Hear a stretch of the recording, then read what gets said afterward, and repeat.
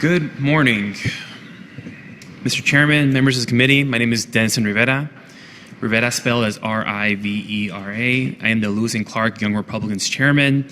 I'm here today in support of House Bill 337. Those who oppose this bill align themselves with historical racists and bigots like Hitler, the KKK, and the Margaret Sanger. Why?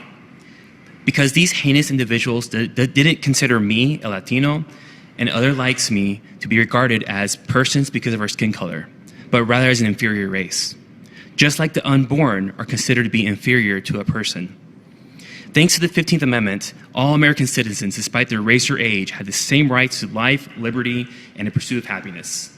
Before that, states implemented limitations on personhood as it is applied to women, indigenous persons, and people of color.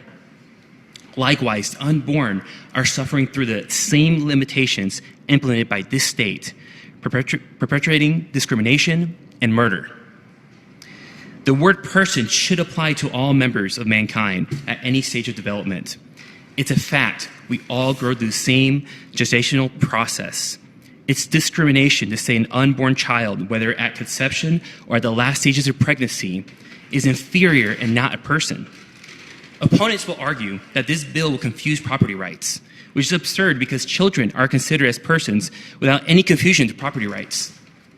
Opponents will try to intimidate you with false narratives and unsubstantiated claims by saying this bill will criminalize miscarriages, prosecute doctors, and ban contraceptives.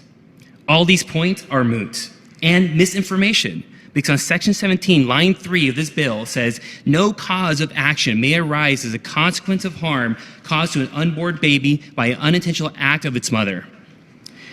Their main objection is that this will criminalize abortion. But this bill isn't about abortion or women's reproductive justice. Though that doesn't stop special interest groups from threatening to sue Montana if passed, because they don't care about what Montanans think. What's important is what do Montanans define as a person? Nothing more, nothing less. There should be no fear to allow this to go to the ballot and let Montanans choose how we define it. Ironically, those who promote choice don't want Montanans to choose for themselves. Mr. Chairman, members of the committee, I urge you to do the right thing and let Montanans vote on whether to amend our Constitution to define personhood to include the unborn. Thank you.